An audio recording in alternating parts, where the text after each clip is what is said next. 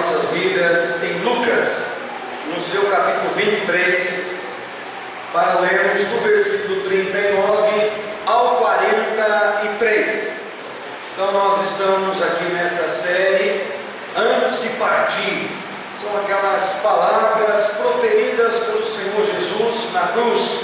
É aquilo que nós chamamos de as 7 últimas palavras de Jesus na cruz. Já foi feita a primeira palavra, hoje estaremos meditando na segunda palavra, versículo 39 ao versículo 43. Um dos malfeitores crucificados blasfemava contra ele, dizendo: não és tu o Cristo? Salva-te a ti mesmo e a nós também. Respondendo-lhe, porém, o outro, repreendeu-o, dizendo: nem ao menos temos a Deus, estando sob igual sentença?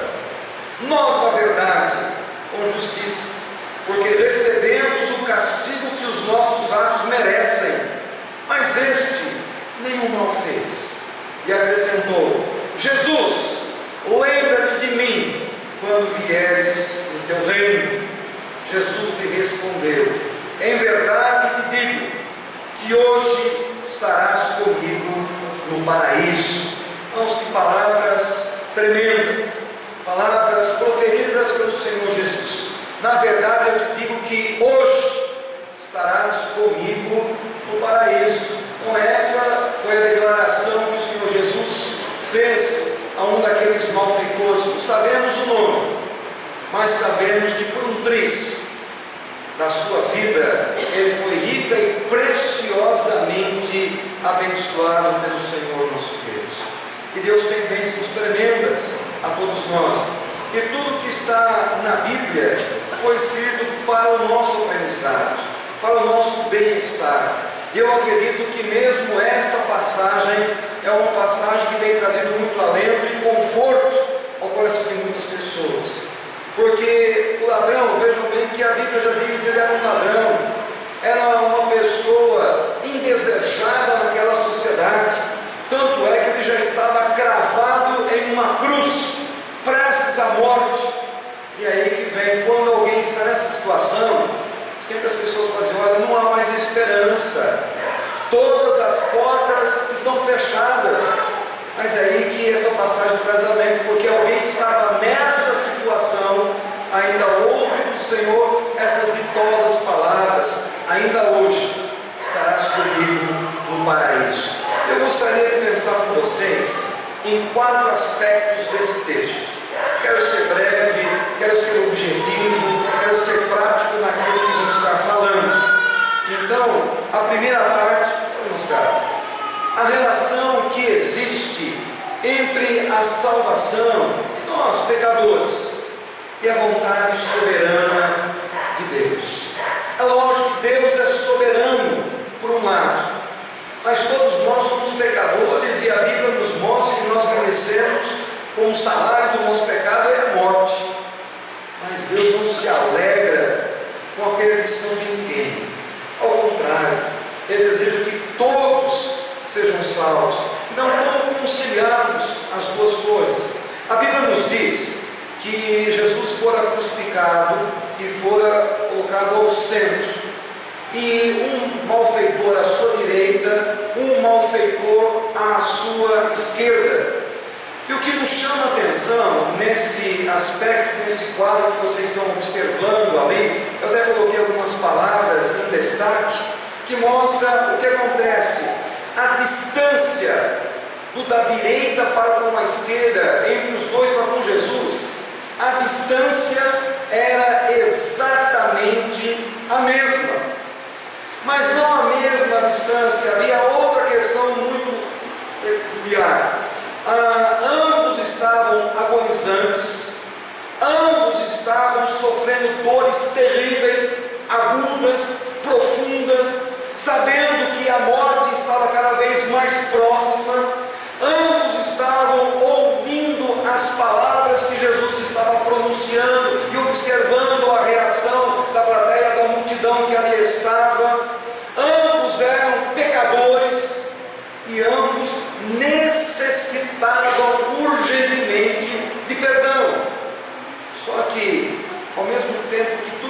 acontecia com um, estava acontecendo com outro. Nós percebemos que ao término daquela situação, daquele dia, um deles é salvo, o outro se perde.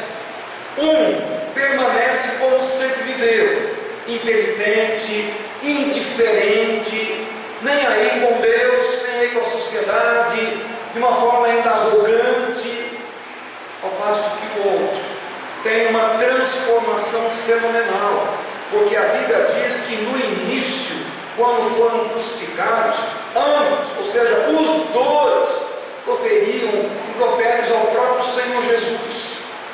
Mas ao término daquele dia, um deles agora estava aí contrito, quebrantado, arrependido, crendo no Senhor e como consequência salvo. Gente, podemos entender isso?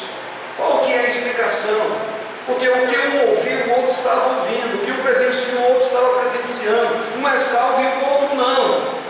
Nós não temos como entender. É difícil, não passa na nossa mente. Apenas podemos dizer aquela frase que Jesus já disse lá em Mateus 11: sim, ó Pai, porque assim foi do teu agrado. E qual foi a explicação? O que é que fez com que ele mudasse assim tão depressa? E a ideia que nós queremos trazer aqui é o seguinte: a vontade de Deus, ela é sempre boa, perfeita, agradável, ela é sempre a melhor possível. E Ele tem nos dado meios, nós chamamos meios de graça, para que ao serem utilizados, nós possamos ser ricamente abençoados. Só que uma coisa, nós precisamos fazer uso diligente desses meios que Deus tem nos dado. É para o bem da nossa própria alma. Um deles somos usar, o outro não. Aprove a Deus, mas aquilo que Deus faz, se você souber aproveitar, você vai ser abençoado. Há necessidade de que alguém se perca? Não. Deus não quer que ninguém morra, que ninguém pereça, mas muitos morrem, muitos perecem eternamente, porque não arrebata, não prende nas suas mãos a bênção que Deus tem nos dado. Ou seja, da mesma forma que não há um decreto para que as pessoas morram, por outro lado, as oportunidades, elas são universais, são acessíveis. Então Deus faz a parte dele, mas Ele não nos isenta da nossa responsabilidade. Cada qual precisa fazer a sua parte. Muitos se perdem porque cruzam os braços e deixam as oportunidades passarem. Os dois estavam ali, os dois presenciaram, os dois ouviram, os dois tinham necessidades. Um foi abençoado, o outro não. Às vezes isso acontece na nossa vida. E eu quero concluir esse primeiro ponto dizendo duas coisas. Por que isso aconteceu? Isso tem uma finalidade. O objetivo de Deus é o seguinte: por pior que seja a sua situação, pode ser uma situação extrema, como eles aí estavam cravados, pés e mãos em uma cruz, mas por pior que seja a sua situação, por mais drástica e derradeira, ainda há esperança. Não perca a esperança. Deus pode mudar a sua sorte. Por outro lado, um outro objetivo também é o seguinte: às vezes a pessoa pensa, na última hora o ladrão da cruz foi salvo, na última hora eu posso viver como eu quiser, na última hora Deus vai me salvar. Não vai ser assim. Um foi salvo, o outro não. Então há oportunidades para você até a última hora, mas quando você não aproveita a oportunidade, passa da sua mão. Em segundo lugar, eu queria mostrar um outro detalhe, e o que me chamou a atenção aqui também, nesse segundo detalhe, é o caráter invariável do verdadeiro arrependimento. Se há um verdadeiro arrependimento, quer dizer que existe um arrependimento que é falso, que é fingido, que é superficial, que é apenas um verniz, que é apenas uma casca, onde a pessoa demonstra, mas na verdade não está sentindo. E nesse episódio você observa que ele demonstrou esse arrependimento. E quando Deus quer trabalhar com alguém e tratar no coração, qual é o tempo que Deus precisa para isso? Às vezes você pode pensar, Deus trabalhar na vida de alguém, quem sabe vai precisar 1 ano, a pessoa ouvindo, diligente diligentemente, participando, se envolvendo. Alguém um pouco mais ousado, não é muita coisa, quem sabe em 6 meses Deus vai trabalhar naquele coração. Outros podem ser mais arrojadão, 1 mês, 1 semana. Interessante que a Bíblia diz que naquele dia ele foi crucificado porque ele era mal visto pela sociedade. Ele, nos primeiros minutos, ele também estava proferindo palavras maldosas ao Senhor Jesus. Mas em poucos minutos, Deus pôde tocar naquele coração. E quando ele começa a observar aquela primeira palavra de Jesus que foi dita semana passada, e antes que houvesse trevas sobre a terra, ele já estava repreendendo o colega que estava aí ao lado. Para Deus, ele pode fazer com que as coisas aconteçam em frações de segundo. Ele pode mudar a minha e a sua história. E o que é que ele fez que mostra realmente que ele havia se convertido?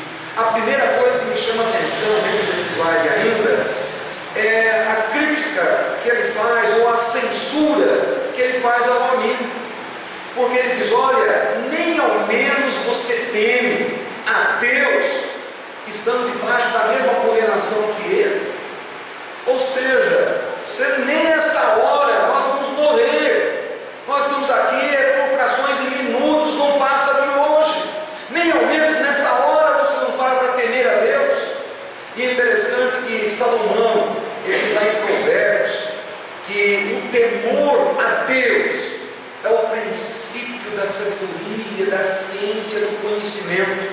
É impossível você se converter a Deus se o temor de Deus não entrar no seu coração.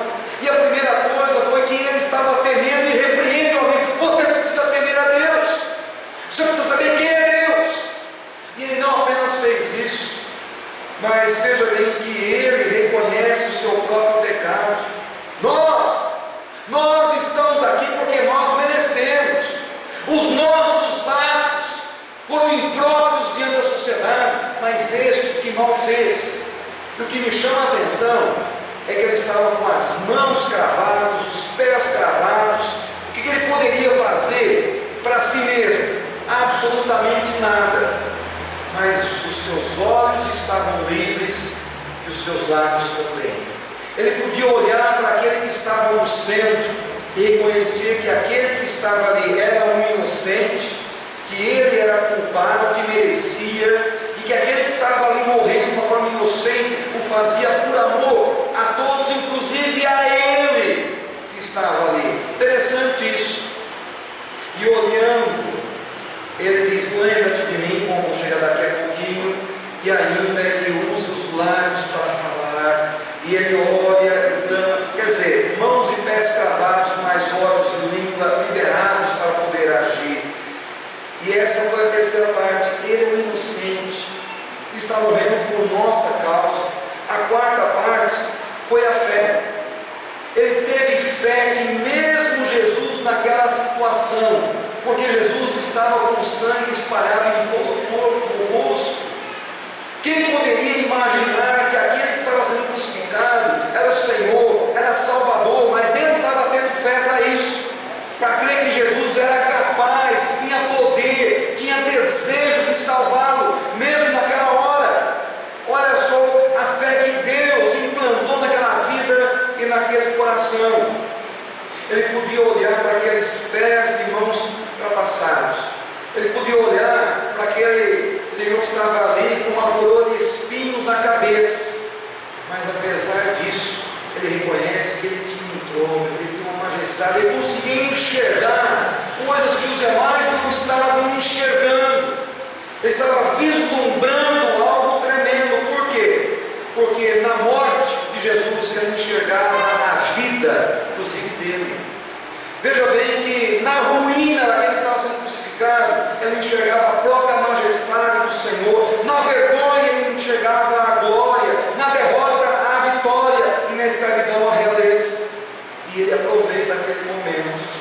Em quinto lugar da transformação: Senhor, a única coisa que eu peço é que o Senhor se lembre de mim quando vier o teu reino.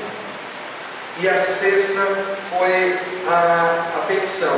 Ele faz a oração, e a oração que ele faz, ele não pede grandeza, ele não pede para sair da cruz, ele simplesmente pede: lembre-se de mim. E o interessante é que Jesus poderia dizer: olha, eu não posso fazer nada disso, eu estou na mesma situação que você. Mas Jesus responde: hoje mesmo estarás comigo no paraíso. O que ele fez? Ele demonstrou clara e visivelmente o seu arrependimento. Ele tomou ciência de quem era Jesus e de que ele precisava daquele Jesus que ali estava. Irmãos, fujamos daquele arrependimento que é apenas fachada. Aproveite, se arrependa e volte para Ele, porque até na hora derradeira de nossa vida, Ele tem poder para nos salvar e nos perdoar. E eu fico pensando que milhares de pessoas têm morrido enganadas, achando que como Deus salvou um ladrão que estava ali penitente na cruz, vai salvá-lo no último dia. Mas se não houver uma prova real, verdadeira do arrependimento, Deus não vai salvar não. Pelo contrário, quanto mais próximos estivermos da nossa hora da morte, mais iremos aproveitar esses momentos para buscarmos comunhão com Deus, porque a nossa vida não é apenas do aqui e agora, a nossa vida continua. Seja sábio, quanto mais próximos estivermos da sepultura, mais provas iremos dar da nossa conversão, do nosso arrependimento, da nossa busca, da nossa intimidade para com o Senhor. Por quê? Porque, via de regra, eu não posso julgar, mas via de regra, quem se arrepende só na última hora, será que de fato é um arrependimento verdadeiro? Eu não sei. Ele estava fazendo isso publicamente. Então, faça enquanto é tempo. Até o modo, tá? Mas aproveite. Em terceiro lugar, eu quero mostrar como são grandes o quê? O poder e a vontade de Cristo em poder salvar o pecador. Mesmo naquela cruz, Ele tinha vontade de salvar, e mais do que vontade, Ele tinha poder. A Bíblia nos diz lá em Hebreus 7,25, está aqui: portanto Ele quem? Jesus, Ele é capaz de salvar definitivamente aqueles que por meio dele, Jesus, aproximam-se de Deus, pois vive sempre para interceder por eles. Ou seja, Ele tem desejo, Ele tem vontade, Ele tem poder. E eu fico pensando, se numa hora de fraqueza, Jesus cravado na cruz, ensanguentado, com uma coroa de espinhos na cabeça, com as costas em carne viva, se no momento de fraqueza em que estavam lhe tirando a vida, Ele podia salvar, inclusive aquele que estava ao lado. Imagine hoje, que Ele está como o Rei Todo-Poderoso, em pé, à destra de Deus Pai Todo-Poderoso. Se naquela época Ele tinha poder e vontade, quanto mais hoje. Então, nós temos que aproveitar. É interessante que Ele não salva ninguém pelas obras que a pessoa pratica, mas Ele salva sempre as pessoas pela fé que elas passam a ter nele. Aquele ladrão penitente, arrependido, ele viu em Jesus aquilo que muitos não estavam vendo. Porque se ele estava com as mãos e os pés cravados, que obra ele poderia realizar? Nenhuma. Se fosse pelas obras, ele nunca desceria da cruz e nunca poderia ser salvo. Mas foi pela fé que ele foi salvo, porque ele creu, ele se arrependeu.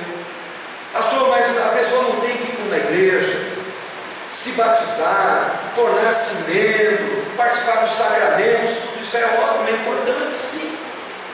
Mas se fosse isso a causa e o motivo de alguém ser salvo, ele não poderia, porque ele não foi batizado, ele não teve tempo de descer, frequentar uma igreja, não teve tempo de participar de uma santa ceia, não teve tempo de fazer absolutamente nada.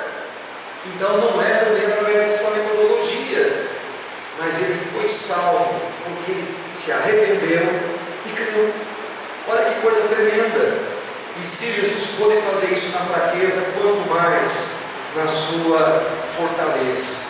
E em quarto e último lugar, quero mostrar para vocês o seguinte: que o crente agonizante, porque agora não é mais nem um ladrão, ele se tornou conhecido como um ladrão, mas nessa altura dos horários, ele já era um convertido. porque ele já havia reconhecido em Jesus o Senhor, o Salvador, já havia reconhecido nele o seu pecado, já havia censurado o seu companheiro, e estava clamando: lembre-se de mim, porque és rei, e quando vieres do teu reino, apenas se lembre de mim, saiba que aqui na cruz eu me lembrei e pensei em ti, apenas isso. E como foi a sua surpresa, se ele estava achando que seria algo para o futuro, bem longínquo, bem distante. Para sua surpresa, Jesus disse: hoje mesmo estarás comigo no paraíso. E essa palavra hoje, ela sozinha seria o suficiente para um livro de teologia, porque tem vírgula, não tem vírgula, é hoje, é circunstância, é o momento. Há uma discussão grandiosa sobre isso. Mas do ponto de vista que nós entendemos da Bíblia, é que quando alguém como ele se arrepende e crê no Senhor, logo após a sua morte, imediatamente ele vai para o gozo, para a felicidade eterna ao lado de Deus. Por isso que Jesus está dizendo: hoje mesmo estarás comigo no paraíso. Não é amanhã, não é no futuro, não é um talvez, não é um quem sabe, não é daqui 1000 anos, não, é hoje. Hoje estarás comigo no paraíso. E se Jesus não tivesse poder, ele ia dizer: olha, você está equivocado, eles estão dizendo isso, que eu sou o rei, que eu sou o Senhor, que eu sou o Salvador, mas eu não posso fazer nada, não posso nem me salvar. Mas Jesus fala daquilo que nós desconhecemos, como sendo algo muito conhecido dele. Hoje mesmo você estará naquele lugar que nós conhecemos e descrevemos como sendo o paraíso, um lugar de gozo, um lugar de felicidade, um lugar de bem-aventurança. Hoje mesmo deixarás de sofrer, estarás comigo na casa do meu Pai, porque Ele tem preparado muitas moradas e você vai morar numa delas. É aquilo que o apóstolo Paulo mencionou, que ele estava no terceiro céu. Porque nós temos esse primeiro céu, esse céu que nós vemos aqui, onde existe esse ar, onde temos a atmosfera, onde temos os pássaros que voam. Temos um segundo céu, que são os planetas, as galáxias todas que existem nesse universo todo criado por Deus. E o terceiro céu, que é exatamente a morada de Deus, e Ele está no seu alto e sublime trono, e quem morre crendo nele é para esse lugar bendito que vai, e ali permanecerá com Ele para todos sempre. E isso acontece já na hora da sua morte. O corpo vai para a sepultura, mas a sua alma que não morre, essa vai para a presença de Deus, para a bem-aventurança. Pense nisso. Naquele dia ele estaria com Cristo. E o interessante desse ponto aqui é o seguinte: às vezes nós temos nossos amigos, e todos nós temos amigos, parentes, familiares que morrem, que partem. Quando esses amigos, familiares, amigos que partem e morrem em Cristo, enquanto nós ainda estamos oficializando o seu luto, enquanto estamos ali reunidos diante do seu corpo, ele, aquela pessoa que morreu, a sua alma, o seu espírito, já desfruta da presença de Deus. Seu corpo não foi ainda nem sepultado, e aquela pessoa já está com Deus em eternidade. Tanto é que naquele dia eles tiveram que apressarem a morte. Então lhe quebraram as pernas, para que não tendo mais apoio nos pés, e aí ele morresse sufocado de uma forma agonizante, terrível, apressando assim a sua morte. Mas o interessante é que, ao mesmo tempo em que o seu corpo estava aí todo desfigurado, todo machucado, tanto de Jesus como daqueles ladrões, esse no caso do arrependido, enquanto o seu corpo estava assim, nas mãos dos soldados romanos, ele mesmo, em espírito, já estava com Jesus no paraíso. Tanto é que Jesus morreu um pouco antes dele, e quando ele morre, praticamente já foi um dos primeiros a entrar no paraíso. Nós sabemos o que Jesus disse. E se nós não cremos nisso, estaremos, em outras palavras, afirmando que Jesus era mentiroso, e nós não podemos afirmar isso. Então, quando nós pensamos na morte de alguém, ou mesmo na nossa própria morte, se você crê em Deus, Paulo diz Isso é um verdadeiro lucro, porque deixamos de sofrer para estar com o Senhor, o que nos é incomparavelmente melhor. Quão triste, os dois estavam ali, os dois ouviram, os dois presenciaram, um foi salvo, o outro não. O que me chama a atenção para irmos concluindo, de manhã, quem era esse homem de manhã?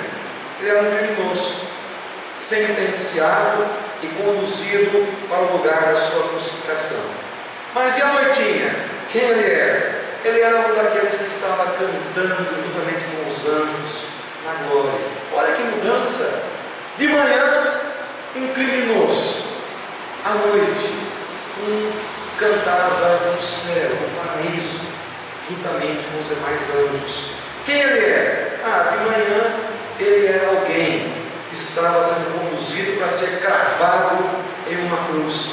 Mas à noite, ele era alguém que estava sendo coroado no paraíso. Quem era ele? Ele era aquele que de manhã era uma pessoa corrompida aos olhos da sociedade, uma pessoa indesejada, uma pessoa que não valia a pena tê-la como amiga, como companheira. Mas à noite, era alguém lavado, purificado e santificado no sangue do Cordeiro.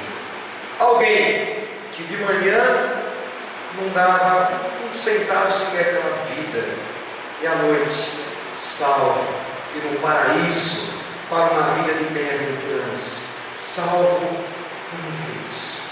Olha que coisa tremenda. Deus tem planos para a minha e para a sua vida, mas não faça como alguns, não deixe para o último momento. Nós não sabemos quando esse último momento chegará. Quem pode garantir que eu e você estaremos vivos mais tarde, ou mesmo amanhã? Nós não podemos. A oportunidade é aqui e agora.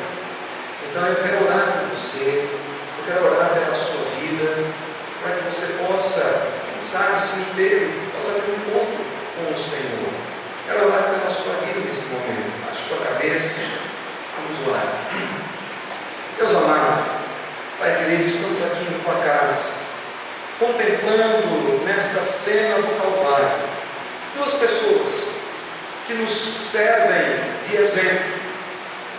Foi algo terrível que nos aconteceu no passado, mas nos servem de exemplo que até na última hora o Senhor ainda tem o poder, tem a vontade, o desejo de salvar qualquer um que se volte para ti arrependido e com fé. Mas não podemos ser negligentes, não podemos ser irresponsáveis, que ficamos deixando para a última hora e não mudarmos de vida, sermos como aquele primeiro, que não mudou, se tornou impenitente e foi condenado tanto na vida material quanto na vida espiritual. Deus conhece cada um de nós que aqui estamos nesse santuário, sabes o que nós mais precisamos e necessitamos de ti nesta hora. Deus, opera maravilhas em cada vida, em cada coração. Se alguém aqui foi impactado pelo poder da tua palavra que foi dita, que foi anunciada, que teu Espírito tenha liberdade e agir em cada coração, para que possa operar as maravilhas, tal qual foram operadas naquele dia, pois queremos ver pessoas transformadas para a tua honra e glória, se transformando em novas criaturas em Cristo, tendo uma nova oportunidade de vida aqui na face da terra. Senhor, além desse aspecto, há pessoas que precisam e necessitam de ti, pessoas doentes, enfermas de fato fisicamente, e és o médico dos médicos, o Todo-Poderoso. Traze a cura e a libertação dessas pessoas. Outros, meu Deus, estão enfrentando problemas seríssimos de relacionamento em seus lares. Não há paz, não há interação, não há comunhão, não há perdão, não há às vezes palavras amorosas entre os membros, simplesmente palavras que ferem, machucam, que agridem. Como o príncipe da paz, estabelece a concórdia, traze a harmonia, como tens feito entre ti mesmo e nós aqui na terra, Senhor. Faz isso para essas famílias, para esses lares. Enfim, meu Deus, toma cada um de nós, pois estamos começando uma nova semana, Quem sabe alguns estão preocupados como será a semana daqui para frente, as decisões que terão que tomar, que tal qual aquela do ladrão penitente, possam ser decisões sábias, que cooperem para o nosso bem-estar e a alegria daqueles que conosco vivem. Senhor, abençoe essa igreja, essa comunidade, os que nos visitam nessa noite. Dê a cada um de nós a tua paz, a tua bênção, a tua direção. Nós pedimos e já te agradecemos em nome do Senhor Jesus. Amém.